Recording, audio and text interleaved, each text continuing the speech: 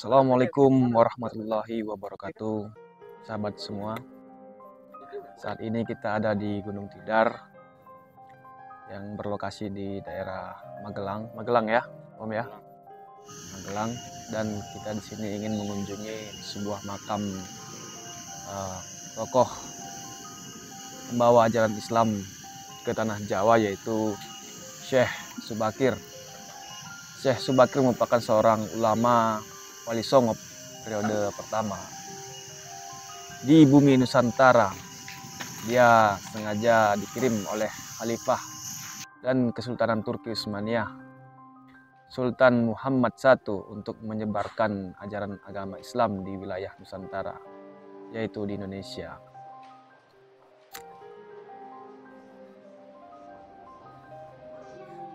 Konon Syekh Subakir telah mengubah tanah Jawa dari pengaruh negatif makhluk halus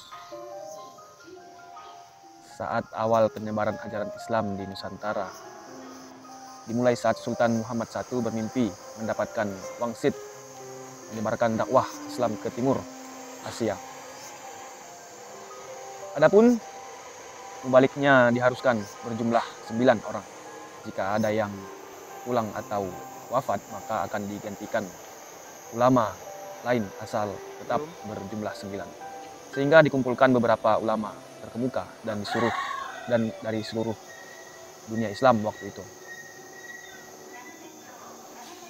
Para ulama yang dikumpulkan tersebut mempunyai keahlian di bidangnya masing-masing.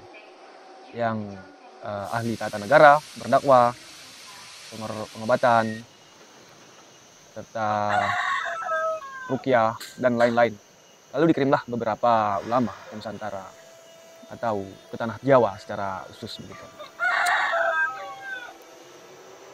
Namun sudah beberapa kali utusan dari Kesultanan Turki Utsmaniyah yang datang ke tanah Jawa untuk menyebarkan agama Islam, tapi mengalami kegagalan dan kebuntutan begitu.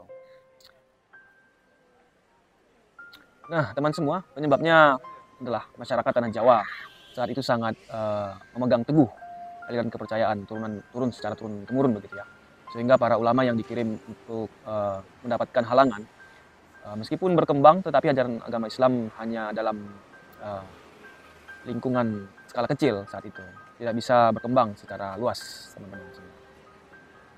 Karena penguasa tanah Jawa kala itu telah mengizinkan agama lain masuk dan berkembang di wilayahnya.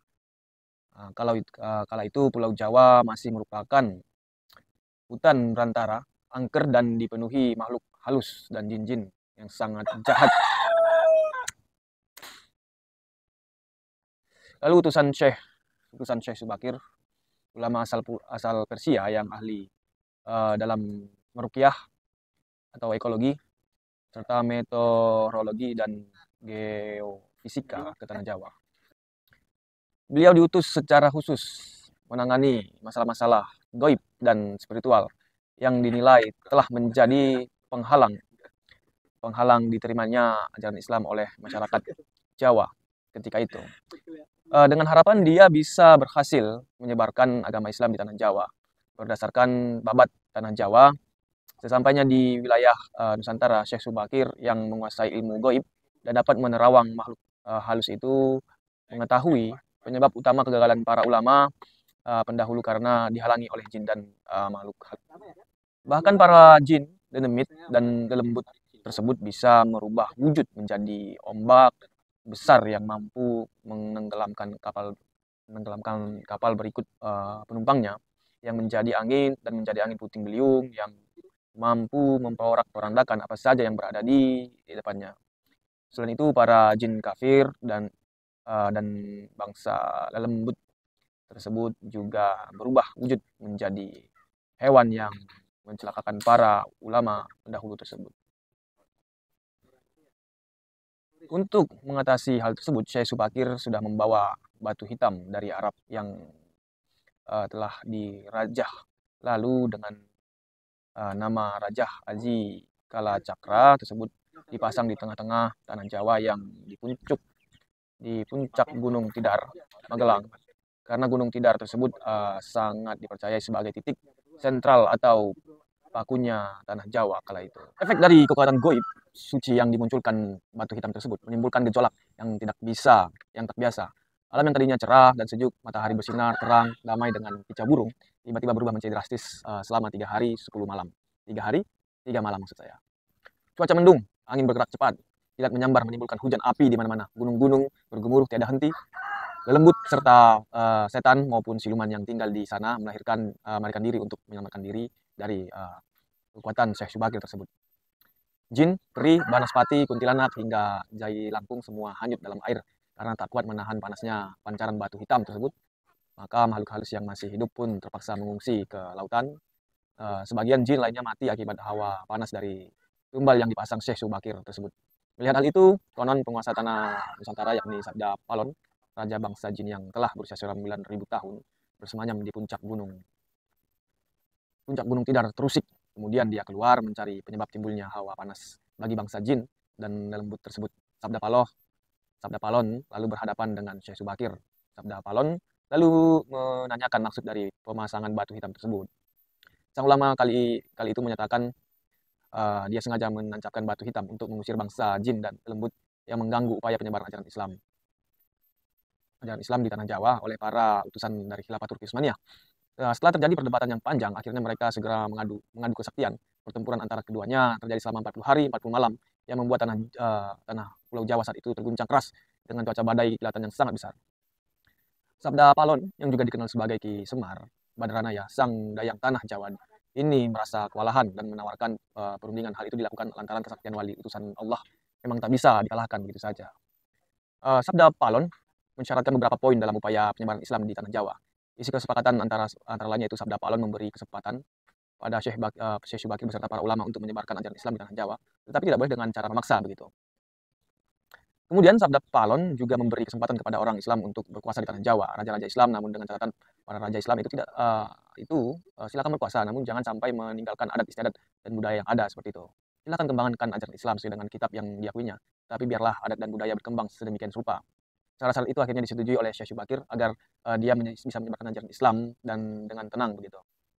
Selain di puncak Gunung Tidar, Syekh Subakir juga membersihkan beberapa tempat angker di tanah Jawa yang dikuasai para raja jin dan makhluk halus lainnya. Dalam versi lain diceritakan untuk membersihkan wilayah Gunung Tidar dari bangsa jin. Kala itu diceritakan Syekh Subakir membawa senjata pusaka berupa tombak Kiai Panjang. Lalu tombak pusaka tersebut ditancapkan tepat di puncak Tidar sebagai penolak bala begitu. Nanti kita akan lihat ke atas bagaimana kondisinya ya. Dan benar tombak sakti itu menciptakan hawa panas yang bukan main bagi para lelembut dan bangsa jin. Alhasil penunggu yang berdiam di Gunung Tidar kemudian lari tunggang langgang meninggalkan Gunung Tidar. Sehingga sebagian pengikut Sabda Palon dari bangsa jin melarikan diri ke timur dan konon hingga sekarang menempati daerah Gunung Merapi yang masih dipercaya sebagai Gunung Angker. Bahkan sebagian lagi anak buah Sabda Palon ada yang melarikan diri ke Alas Roban dan ke Gunung Serandil. Tombak itu sekarang masih dijaga oleh masyarakat dan ditempatkan di puncak Gunung Tidar dengan nama makam tombak Kiai Pajang. Dengan adanya tombak sakti itu, maka amanlah Gunung Tidar dari kekuasaan para jin dan makhluk halus karena keberhasilan menumbal tanah Jawa lalu menyebarkan Islam oleh Wali Songo periode pertama menjadi lancar. Nama Syekh Subakir lalu menjadi sangat terkenal dan dikagumi di kalangan para pendekar, penganut ilmu goib dan kanuragan bangsawan serta masyarakat di tanah Jawa ketika itu, sehingga mereka terkesan mendewakan sang ulama asal Persia tersebut. Akhirnya untuk melepaskan kepanatikan masyarakat terhadap Syekh Subakir dan untuk menjaga akidah umat Islam tentunya, tahun 1462 Masehi, Syekh Subakir pulang ke Persia maksud saya. Ini dimasukkan agar kepanatikan tersebut runtuh dan masyarakat kembali kepada tauhid yang benar. Selain itu, tugas utama Syekh Subakir untuk membersihkan tanah Jawa dari pengaruh negatif makhluk halus telah selesai. Selanjutnya setelah Syekh Subakir wafat, posisinya digantikan oleh Wali Songo lainnya yaitu Sunan Kalijaga. Mungkin begitu kira-kira sekilas cerita yang saya baca dari sindonews.com teman-teman. Untuk itu saya mengajak teman-teman, marilah berkunjung di sini. Napak tilas beliau di sini terdapat beberapa situs-situs ya, tempat makom begitu. Di sini tempatnya sangat sejuk, sudah terkelola dengan rapi, baik sekali saya rasa, baik kantinnya, baik tempat ibadahnya, sholat, terus pemandangannya, tempat buang sampah dan sebagainya.